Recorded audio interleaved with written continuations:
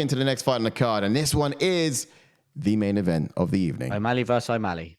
O'Malley versus O'Malley. Do you want to break this one down on your own, Ash? So this is Ash and Ash breaking down O'Malley versus O'Malley. Okay. Aljamain Sterling versus Sean O'Malley. Now, this is 23-3-0 for Aljamain Sterling in the red corner. And you got 16-1-0 and 1 no contest for Sean O'Malley. If you remember, rewind it.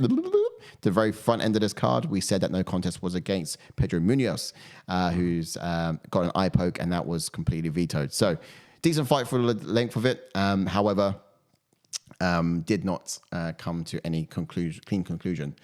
Now, where's the advantages here? You've got the height of Sean O'Malley. He's going to be the taller fighter, and he's going to have the reach advantage, only by an inch, though, not by much.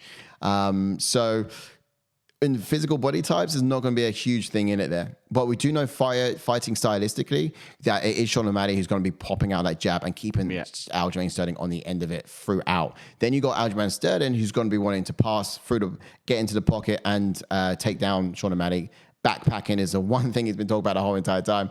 But look, you know, he might be able to be quite wild in that striking to be successful there as well. Who knows?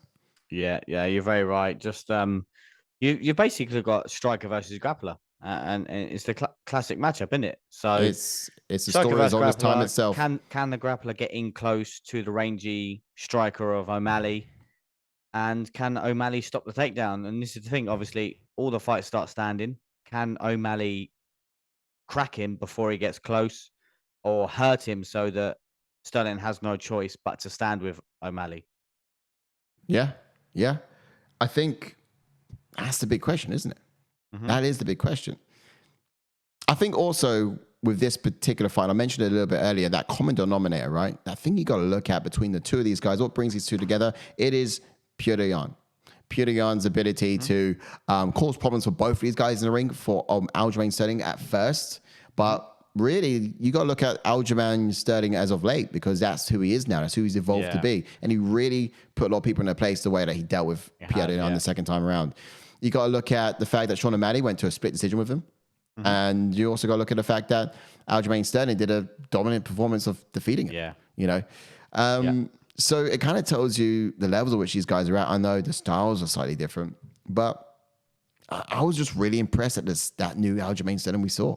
Yeah. No, you got to give props to him. Like you said, he did get a lot of stick for obviously his performance against the first time he fought Petr Yan, obviously when it was the accidental illegal knee to the head, and he got a lot of stick for that. But then he come out second time round and dominated Petr Yan. So you got hats off to him. And I think if he does beat O'Malley, I think you've arguably got to put him in that category of the best bantamweight we've had. Obviously, he beat like everyone's arguably the best bantamweight in TJ Dillashaw, and then he just beat Triple C. So his like the level of caliber of the fighters that he's beat and his resume speaks for itself. So it's true. It is true. Well, what about TJ Dillashaw? The last one he got. Yeah, so obviously it was a little bit of an injury from TJ. But it was, wasn't it? I mean, it was, yeah. And then you've got, it was Cejudo, wasn't it? So that's split decision. So that's what I mean. He's beaten 2 former champions there. Mm-hmm. If he beats O'Malley, like who's up there? Obviously, look at the win streak that Corey Sandhagen's on, and look what Aljamain Sterling did to him, and that was basically striker versus grappler. Look how good of a striker Corey Sandhagen is, and look what he's doing to some of the best and dangerous guys in the division. Look at obviously Chito Vera, who we broke down a minute ago. Look what Corey Sandhagen did to him, just basically nullified him because of how quick he was. And then look at Sterling, beat him in the first round, subbed him. So again, I think there's levels to this game, and I think Aljamain Sterling is going to show Sean O'Malley that. But again, I could be speaking nonsense, and O'Malley could stuff a couple of takedowns, and who knows. But I do think that that Aljamain Sterling is going to be too much for him. Look, you're right. And quite frankly, I'm a bit scared because something that Sean O'Malley's doing is not adding up. I don't get it. I don't get it. Is it voodoo? Is it just he's got like the luckiest possible streak? I mean, that fight against Pedro Munoz, I don't think he was winning that fight. Pedro Munoz caused a problem for. I mean, it was quite early on that he got disqualified. Yeah. But fundamentally, I don't know what happened. That whole thing was a bit of a mess. You know what I mean? Yeah. And Pedro Munoz was looking good in that fight. So yeah, look, you create a lot of erratic movements, and you move a lot, and that's something that Aljamain's quite decent at doing. Yeah. You don't come at him quite too disciplined or in straight lines, which is what Pidian did effectively.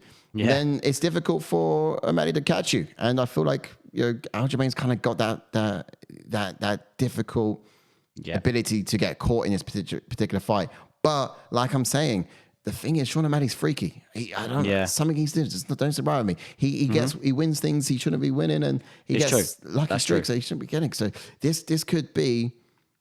And like I told you earlier, I do like a story, right? So yeah, exactly. There's a story behind it, and the one thing that did sort of annoy me a little bit is just because we haven't really seen O'Malley tested, right? We've not seen him against the top name. And obviously, I know he beat Peter Yan. Don't get me wrong. But like I was saying, the proper test for me would have been someone like Pedro Munoz. And obviously that fight that obviously went to a no contest, just purely because I think that Pedro Munoz is a little bit more well-rounded than Peter Yan. Peter Yan's just predominantly a great boxer, isn't he? Yeah, that's true. I would have considered Pidian is only true real test. I mean, Pedro Munoz was piecing him up. That was also a test, but he got a free ticket out of that one. But Pidian, I do think that was because of split decision as well. And Pidian did look good throughout. Those trips were very good. Again, there was a lot of controversy with that, wasn't it? A lot of controversy around that one. So yeah, look, I like the fact that Pidian did look good against him on that one. But hey, let's get the gauges up as we get into this last one. I think if we looked at this from the very top in terms of striking, you would have to say that Sean O'Malley gets it because that's what he does. The guy's a great slip and rip kind of striker. He's got those hands that are fast, they come at speed. In fact, I can be quite confident giving speed to him right now. Who's that, O'Malley? O'Malley, yeah. Yeah. Because he is that left hand is you just don't see it coming. I've been watching some training of him, and that left hand is a piston. Yeah. No, this is true. So striking wouldn't be silly to give it to Sean O'Malley. However, I do think 1,000%, yeah. I do think also Sterling's going to have some. You can't discredit Sterling striking because he's called a funkmaster for a reason. His striking is funky, and it's not traditional. It's not.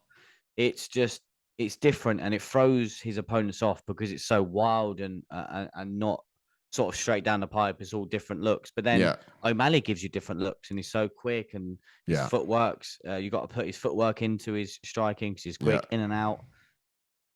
For me personally, I would say striking wise for O'Malley, but I wouldn't argue giving it to Sterling either.